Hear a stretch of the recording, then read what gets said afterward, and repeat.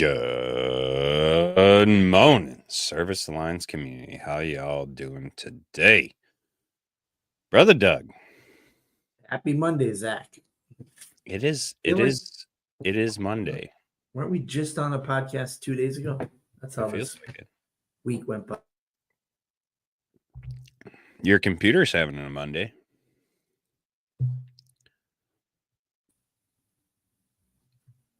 I was at something happened there. I was at Lowe's. There you go. With my wife getting some flowers and stuff, and then the gutter roof guy just wouldn't leave me alone. So I set up a free appointment, which I'm going to say no, right? You don't want those guys getting your money, right? Are they going to be cheaper than the local guy, Zach? Then the Lowe's guy? The local guy. Oh, no, I'm not going to be checking the truck. It's not going to happen.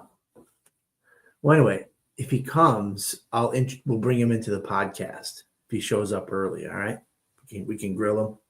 Yeah, what do you think? Sounds like your computer's having a Monday, man.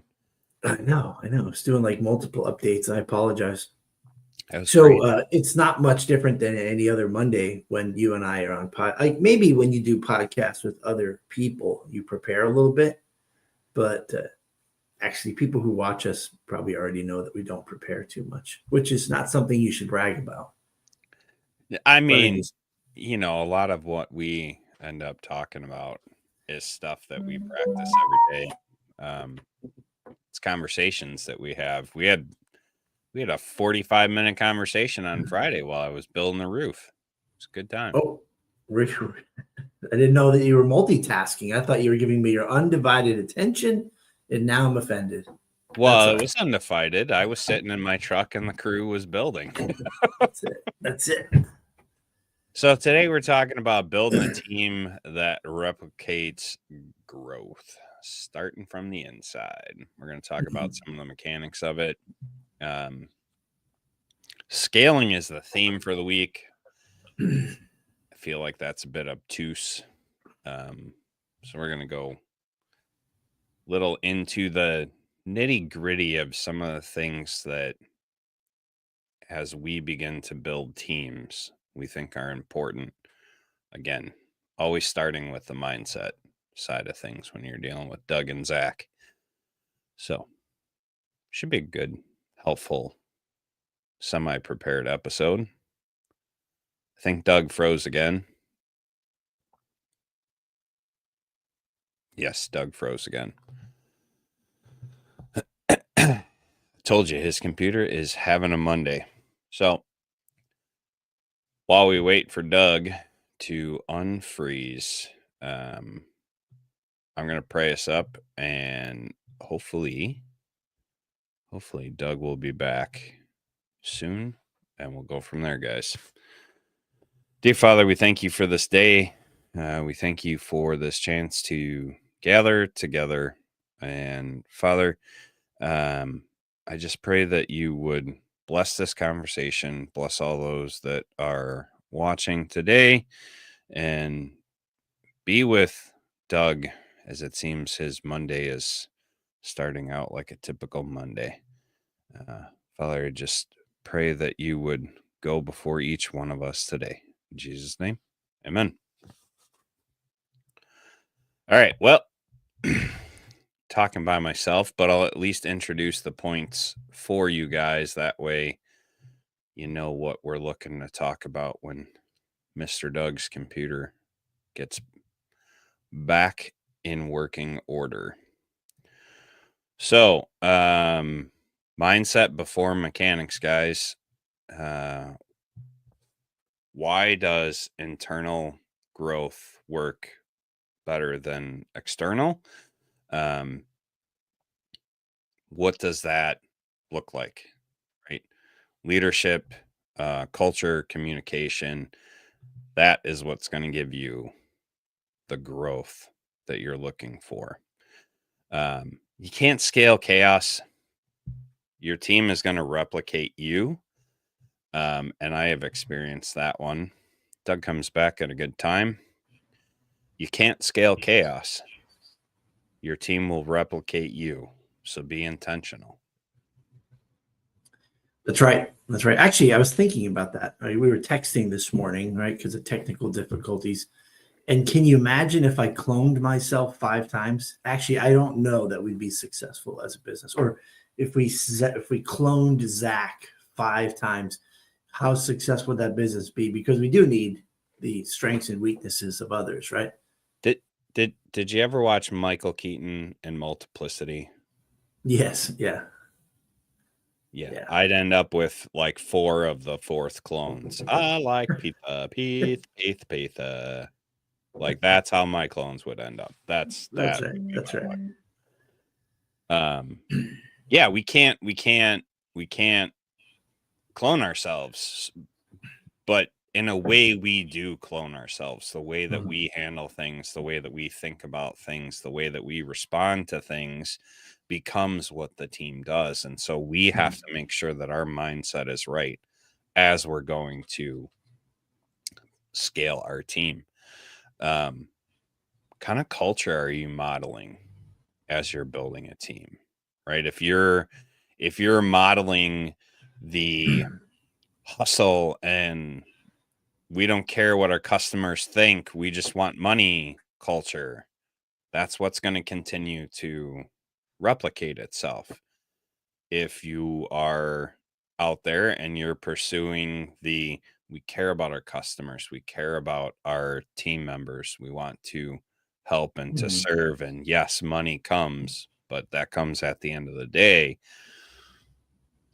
That team is going to replicate itself in that way.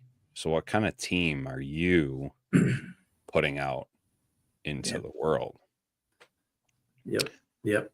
I think the average human knows you shouldn't go around, especially when you have people working for you, and saying, "Hey, the only thing that matters is money." No one's ever going to be that blatant, usually. Not at However, all. it's using that mirror to reflect, right, and recognize what you sound and look like in all your actions and your deeds. Which reminds me, we should open in prayer. I did And while you were gone. I oh, you prayed. did? Oh, okay, I wonderful. prayed for your computer that's having problems today. I prayed for our fellow. That's why I heard angels in my house. Thank you so much for that prayer, Zach. Welcome, buddy. You're welcome. Yeah. I mean, So it's not that blatant, right? But it comes out in our actions and it comes out in our responses to our teams. Hey, I got this customer and they're really struggling and I want to give this discount. No, we don't give any discounts. This is the only discount that we have, and that's what that is. Right? It comes across in these not so well, they're subtle, but they're not so subtle either, right? You begin to see a pattern. And that is what is going to replicate itself within your team. And you know something, Zach, you might think that everyone on your team knows what you expect and what you believe in and what you think of, but that is up for interpretation unless it's written down somewhere, unless it's repeated and stated amongst the team, and thank the Lord for AI. I mean, I can remember back in the late 90s, early 2000s, us going into meetings, tech meetings with the owner, Jay, and trying to craft and create what we stand for then, and so that was the time of dictionaries and thesauruses, I think. But AI can help tremendously in creating some sort of foundational statement that you can build off of. So we've got a lot of tools nowadays to help us. So it can definitely help to get that into a structured format, but what it's not going to do for you is truly convey that message. Yes, the words are going to come out. You're going to be able to have them on paper. You're going to be able to say them.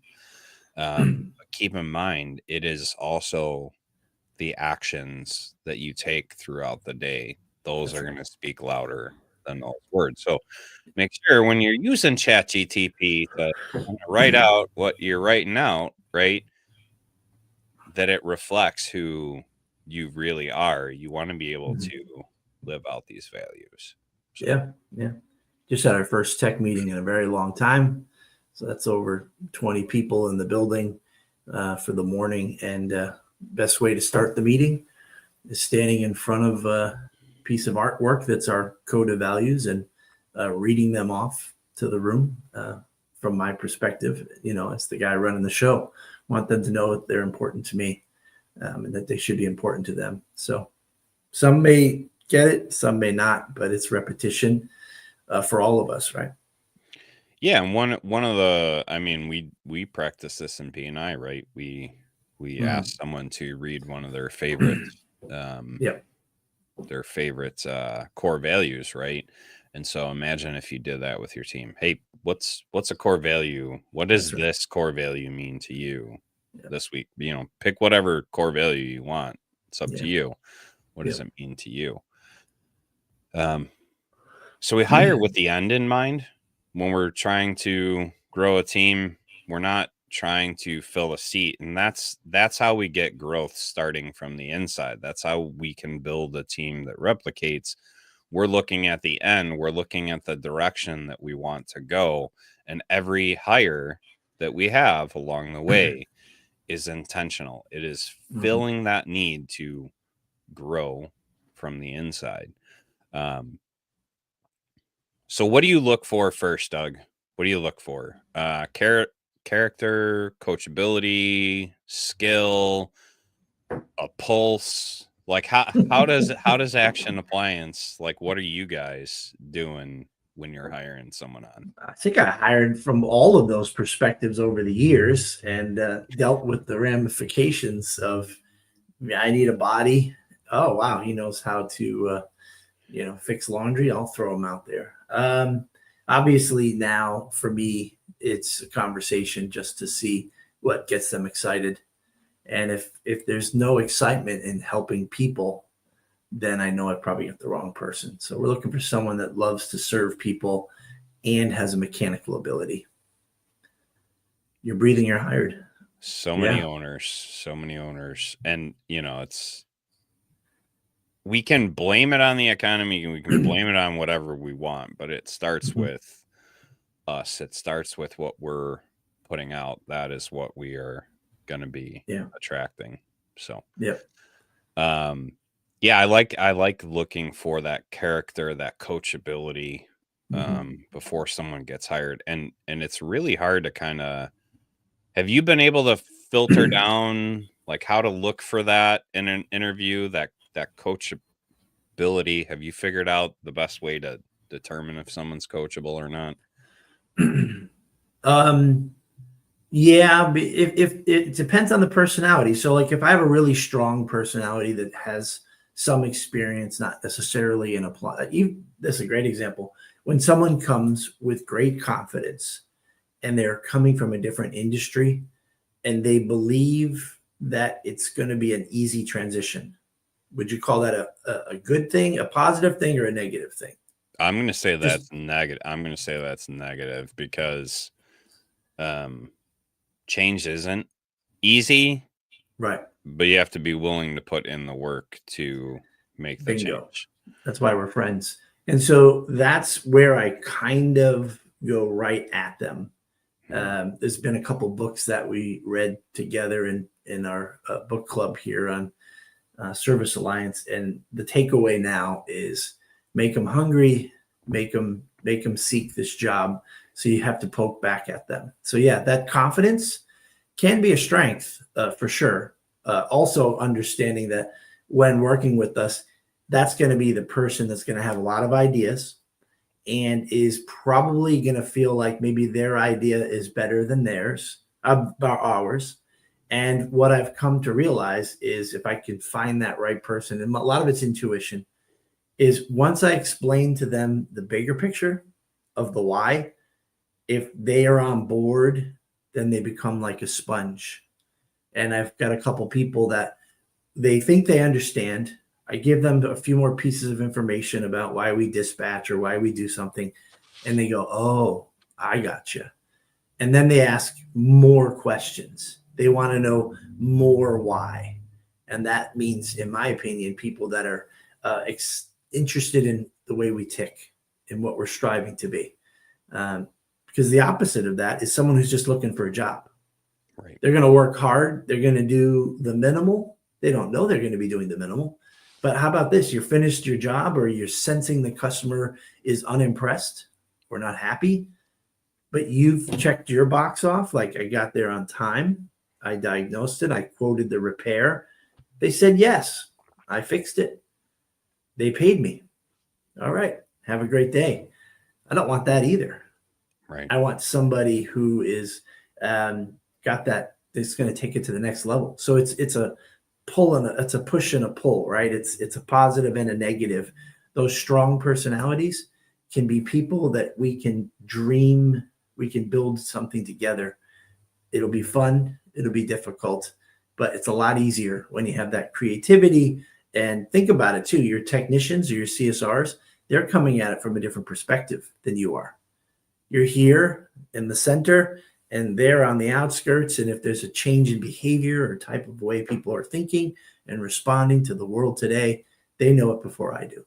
So I need great eyes and ears. So I really do want that type of person, Zach, even though it's going to be a little bit of work.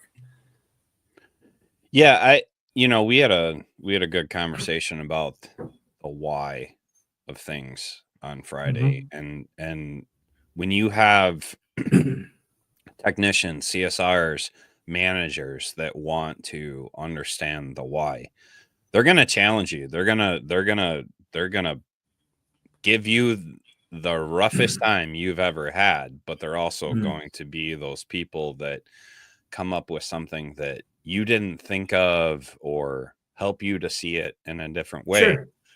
and like you said, if you give them the why is it important? Why do we want to do it this way?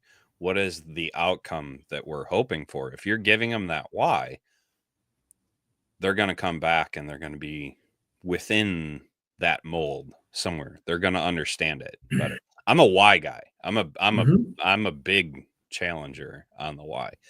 Yeah. And I can fall right in line as soon as Yeah. I understand why something is important. Yeah. I think I there's mean, a if you lot. have, if they're all of them like that, it could be exhausting. But you definitely want some of those people on your team. I think this is a good example that isn't won't get us in jail or anything. We were in a leadership meeting this past quarter or year, and just batting around ideas to keep expenses down. So the thought was, we heard that some people take the fleet and put it into a different LLC, and then you lease from yourself. Reduces liability. It could save you some money. You move that LLC to another state where there's very little taxes, right, for property. Man, now you're saving a lot of money, and you're doing all, there's layers of coolness that happen from a business perspective. So we're talking about that as a leadership team, the owners there, and one of the people on the leadership team serves on the local town council, right? And he's like, sounds like a good plan, but I'm not sure it lines up with our code of values about doing the right thing. And he goes, look at it like this. Every town needs their roads repaired and they need their services. And that's how they get their money. And so we're using the roads and the community to get to the customers' houses. So this might be a win for the company, but is it a win for the community? And we just sat there and thought about it. And the owner was like, you know what? You're absolutely right. So we kind of shelved something that could financially be a pretty decent little savings for us, but it's not doing the right thing. So that came from someone on the leadership team. That gives us that diversity, that gives us that perspective that maybe we're blinded by because of the position that we sit in on the leadership team.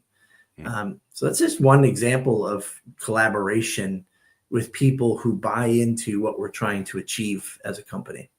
I love it. I love it. That is a hire with the end in mind. It's someone who is going to follow along through all the changes and kind of challenge you Yep. in a good way. When we're building teams, when we're trying to grow, we're going to put systems in place that train and sustain, right? We're going to create these Right. clear expectations that lead to better performance. Doug's favorite thing, the SOPs and the KPIs. We're going to put those in place so people know what they should do and how they are doing. Those are really important. We're going to create checklists, stuff like that. And to replicate from within, it requires documentation and not just conversations. And that goes back to the SOPs and making sure you get it down on paper and you go over it on a regular basis with your team. I'm sure you have some things in place, Doug, that, you're like, hey, we're going to do this thing. And then you put it in a document. Do you go back over that? Do you remind everyone what we're doing? It's almost like the Bible. It's a place that you can reference when correcting someone, when training new people, when teaching a segment in training or something like that about a particular area. You want to reference that written place. You want to teach and have your team know where to go and look for it. To know that there is an answer somewhere. So we have an online guidebook. It's pretty extensive. As a matter of fact, one of the leaders on our team, that's her job, to create SOPs, to update them, to maintain them, to go through the training of new employees. She goes through that guidebook with the relative SOPs, and trying to create some way that we can quickly reference it. And we are moving in the direction of sort of an AI browser that will search our internal documents so that any employee could potentially say, hey, what's the vacation policy here at Action Appliance? And boop, it'll just pull it up from our handbook, from our guidebook, That's an important employee to have. The next shout out to Brittany, superstar. Yeah. The next points that I'm going to talk about, the modeling over micromanaging and the coaching culture, those are more like where Doug and I kind of live. Like we're very much like, hey, let's lead it. You could put numbers in front of me, and I love understanding the data. Doug loves living out and having the conversations and challenging people and asking questions and stuff like that. You need someone who can sit behind a computer and put your SOPs in and update the organism, which is your SOPs, right? And kind of help that grow. That's not me. I don't think that's Doug. I don't think sitting behind a computer and kind of typing out though that's not you, but it is 3 fingers, so it takes a while. It's Brittany's superpower on your That's team. Right. That is such an important part when you're growing a team, and you may have to outsource that when you're small. You may not have that person yet, but that's someone to be looking for, someone who really enjoys that aspect of kind of being organized, putting the organization in a place that makes sense for other people to follow along, because documenting is so important within a company. And that'll help creating you it in the long run. Creating it's important, but it's what you do after that. If you just put it on a shelf somewhere or in a file on a drive and it doesn't get utilized, then it was a great exercise of getting it on paper. There's nothing wrong with that. But we look at bottlenecks, whether it's technicians or CSRs. Let's say there's some brands that are sort of popping up in our industry or in our community areas, new brands. If they have to keep asking, because we have about 7 people answering the phones. So that could be 7 different times or 7 different people once or twice each in a month's time going, do we service, I don't know, Cunch. I know what you're talking. Yeah. It's a higher end. Terrible name, by the way. Yeah, it's terrible. But if that's not on the master list in the guidebook, so if the customer calls in, if they're stuck, they don't know if we service that brand or not, please hold. And now on the recording, you've got 20 seconds, 10 seconds, 30, a minute and a half, because they can't get through to someone that has the answer. So that's what Brittany's there for. New product, pump it in, update it, teach, correct, guide our CSRs to that. We even created like an FAQ page of the most common stuff so that our newest CSRs can get a little leg up, and then they link right to the guidebook itself. So just bottlenecks. Same thing with technicians. Like we just began to collect the service fee before we head out to the house.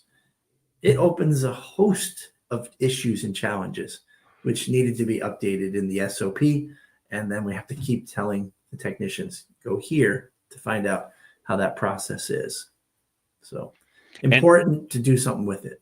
It's easier to train, it's easier to hire on, it's easier to Mhm. bring new people into the fold and get this team growing when all that stuff is there and can easily be referenced, can easily be taught. Yeah. And it's good for you as the leader because you can go, hey, we have this whole book of SOPs.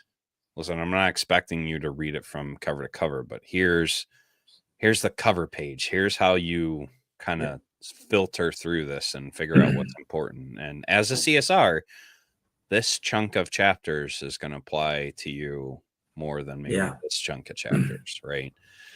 And so you can really easily train people, and you can train new managers that way as well, right? Mhm. As you're adding managers to the team, if everything is kind of organized, That's right. they can then know how to train the people that they are responsible to train up. If they don't know how to do it and they don't know where to find the answer, it's all your fault. So if you're getting tired of taking the fault for that, it motivates you to do what you have to do. There was a time last year that the technicians were not seeking out the answers there. So there was a solution brought up of printing it out, paper, and putting it in their van. All right. Not I'm not a You're big making fan me of it. cringe there. That's 18 texts with 100 something pages or 80 pages each, and binders, and And it's an trees evolving in I could organism. hear trees moaning in the neighborhood. Yeah. But you know what? This is that collaboration part. It's a bottleneck. It's a bottleneck. If you have technicians coming to you asking the same questions and you can't get them to go to the PDF file, you can't get them to go to the drive, you got to keep trying something because it's your fault until it's not your fault. And then guess what? Once it's in multiple places and there's really no more excuses for the old school person who's not technologically savvy, and they have a copy but they don't know where it is or they haven't looked, now it's a them problem. And now you know how to coach even better, right? Because if you're trying to coach the problem but they don't have the answers, then it's really hard to know is which part of this is it. Is it get it, want it, or have the capacity, right? If they don't want it, you could print it out, you could tattoo it on their forehead and use a mirror and reflection. If they don't want it, then it's time to move that person on. But you can't really feel confident about making that decision until you've done your part as a company. And so that's why I think we're going to move in. We're moving towards the AI direction, almost like a internal AI component. All our data, any question you ask, it'll seek it, give you the answer, and then pull up the reference where it came from. That to me is next level for us. So, Well, and that kind of goes into modeling over micromanaging, right? That's the follow me leadership, right? So if you have a technician or you have a CSR or someone that is not referencing that SOP guide, model that for them, right? Well, hey, you know what? And let me pull it up on my computer, or let me pull it up on my phone, my tablet, whatever. And you go right. to the chapter of the SOP that you're talking about, and you're modeling the behavior for them. You're asking them to come along with you to follow you. They're seeing that you're doing the same thing. Yeah. And so you're kind of Yes. leading in that way. One of the other important parts of that, and I've realized that leading the teams at church, are you showing up how you want your team to show up? Mhm. Are you coming in Monday morning like, oh God, it's Monday again? Really? Because your team's going to model that behavior. They're going to follow that behavior. If you're coming in and you're dreading Monday, or you're dreading customer interactions, or if you have this negative behavior, they're going to model that negative behavior faster than Yeah. they're going to model a positive behavior. Yeah. But how are you showing up as a leader? Because your team is going to follow that and they're going to replicate that in the long run. So are we modeling good behaviors? Are we modeling positive attitude all the time? Are we just kind of being Debbie Downers, you know? I just got that dual memory of being a tech. I always had sort of a messy van. The messier it got, the less interested I wanted to go to work. Didn't even know that on a conscious level. Just knew that work was going to be subconsciously. I knew it was just going to be a hard day. Ugh, right? Going to be digging for that thermal fuse in a pile of crap. Then I finally clean it up. Then I say that dreaded thing you never want to say ever. I'm going to keep it clean moving forward. And I'm going to, and then, depending on who you are, a few weeks, a couple months, and then it's a crap show again. Don't want to come to work. But I remember when my van was cleaned, that did it over the weekend. I was kind of weirdly amped about heading off to work. Felt prepared, felt equipped, and ready to take on the day, looking for opportunities to maximize. Trying to maximize in a customer's home when you're not even sure if you have the parts you need in the truck. You're afraid to offer that extra service because it's going to be an extra trip. And right. So it is kind of a very similar analogy. If you can get your business in order, you, as you said already, modeling it, other people begin to duplicate what you put in place. Now you get to come to work on Monday excited about, hey, it's month end. It was as busy as we thought. Revenue's great. Expenses are down. And now you get to dream. Hey, maybe I should expand. Hey, maybe I should go in the power wall. You get to dream because you have the capacity to do it, because you're not playing catch up, because you're not wallowing in it. So best thing to do is, just like cleaning your van, start with what you see and begin to pick it up. And so that comes in with the next points that we want to talk about. Letting go of control to develop true leaders. You're going to have to let go of some control, like there's this tendency to micromanage it and no one's going to do it the way I'm going to do it. You have to kind of let that control go. You have to be able to train leaders, right? You're going to first identify leaders within your company. And if you don't have them in your company, yes, you're going to have to look outside and bring some people in, but you're going to train and develop these leaders to train other people. And that's how replication is going to continue to become exponential, right? Yeah. As you build up leaders within your team, they are then going to build up other people within the team, and they're going to build up other leaders, right? That imagine training a CSR manager who then trains other CSRs, and that other CSR, maybe she's not a leader of CSRs, but maybe she's a leader of something else within the organization. And so you're developing leaders within your organization. And that's that growth from the inside. It begins to kind of replicate in other ways, because you don't know what skill set other people have until you begin to develop them, until you let go of that control and kind of let people within boundaries experiment and develop within their roles. So, because back to the beginning, Zach, you asked me what I look for. I look for people that have confidence and like what we are, and want to know our why, and want to serve people. Same thing goes with our leaders. So if you have somebody in your company and they've played a role for a while, and they love the company, love to serve people, like being on the team, know our why, live our culture, I got to find a place for them.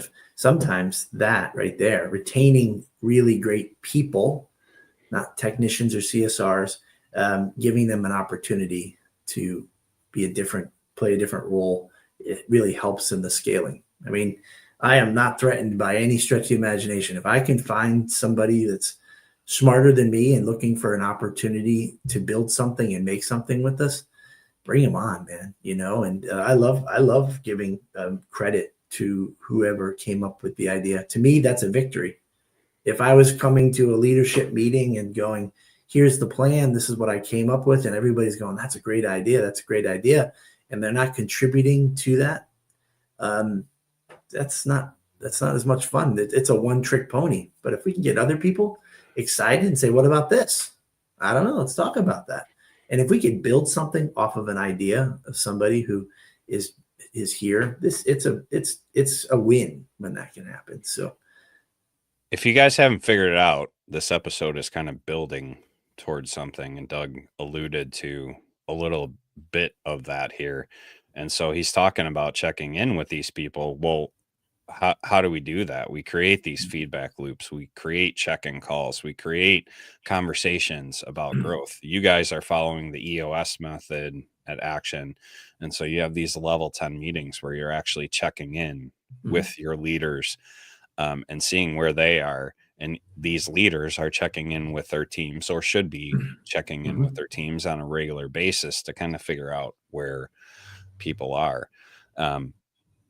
And so you're creating this culture within the business of getting feedback, of figuring out where people are. And that does help with the retention long term, because you're figuring out problem areas, you're figuring out good areas all early on in the process. That allows you to kind of step back and grow the business, right? You alluded to it. You're talking about it allows you time to dream. Hey, what if we expanded? What if we added this service? What if we did this? You're no longer focused on that day to day. You're focusing on vision and strategy and leading other leaders within the team. And it creates this freedom. It's not more time of working. It's working more effectively and bringing others along that can kind of carry that load with you. So replication is leading to freedom. So all these things that we've talked about in the episode, and if you're tuning in late, go back to the beginning, because this all builds on each other up to the freedom that comes from building a team that replicates itself. You and I were mindset people, so we recognize that you have to have your head in the right place to begin to even think about what's going on. But the mindset should be, I think, for all of us, doesn't matter if you're a one-man show and you don't really want to get much bigger. What's the long game? So you're 42 and you do 8 to 10 calls a day. How much longer can you do that? If you got some sort of pricing system set up that you're banking the money and your retirement's filling up, that's great. Then you can walk away and retire and let your business close down, But if you want to plan to sell that business, you got to take it to the next level for it to be worth anything. So just assume whatever you think it's worth. Most people won't think that, including our company, right? So whatever it says on paper, it's only what someone's worth buying for. So I think the long game would be if let's say I had a technician that was solid, came to work, didn't always follow the rules, caused a lot of trouble in the background, cleaning up messes and things like that, but was really great in revenue. Or I could bring someone on that loves to serve people and has a mechanical ability and train them up. And if they love the serving part and they have a desire to grow and be a really, an above average person, the long game would be to replace that steady Eddie who does the minimal and checks all the boxes barely, to replace him. So can you imagine a truck that might bring in $350,000 and you're deciding to take him off the road? $350,000, that's nothing to sneeze at. You're going to replace it with the long game rookie who's going to bring in $220,000. for the next year. It's the long game. I'll take that all day long. I'll take it all day long, because eventually that guy might become he might have my position in 10 years, 5 years, who knows, right? So there's this long game of finding the right people and not settling. Otherwise, you'll just be kind of stuck in the middle. Sorry for rambling there, but no, it's good. It's good. long game. It's long game, Zach, all the time. It's going to be the people. That's what we need. Playing chess, not checkers, man. Playing chess, not checkers. Ooh. See, if you just said that, you should have interrupted me 20 seconds in. I wouldn't have had to say all that stuff. No, but it was good. I mean, you brought up so many good points. And so, hopefully you guys are walking away with some valuable nuggets from today that you can go back and kind of implement within your own companies. That's always the goal here. Yeah. We had a great mastermind on Saturday. I got to update the banners. I realized that a little bit late. I got to update the banners for the masterminds coming forward, but we will be doing another mastermind coming up here in June. And so if you're not an all access member, go to servicealliancegroup.com, become an all access member, and those monthly masterminds are free. We did sales and negotiation, and I kind of walk through what does a sales process look like? How do we negotiate with customers as appliance repair technicians and owners in the home? And then we did some great role playing. We spent more than half the time actually role playing out different scenarios. I kind of beat EJ up a little bit. He wanted to do a scenario, and I came at him with Chicago. I came at him with a typical conversation that I had in Chicago as an appliance repair technician in homes. And the other guys were like, wow, that was pretty harsh. He did a good job, but that was pretty harsh. And I said, welcome to Chicago. That was a daily conversation. So it was really good for us to have a chance to go back and forth. And it wasn't just me. Each of the guys that were in there took a turn playing the customer, playing love that. The technician, and it was just a really good time. So if you haven't been a part of our mastermind, servicealliancegroup.com, come join that. It's a good time on a Saturday morning. Speaking of which, appliancerepairconference.com, go check that out. We are partnered up with Professional Servicers Association. They are holding their conference in Las Vegas in September. We are teaching some classes there.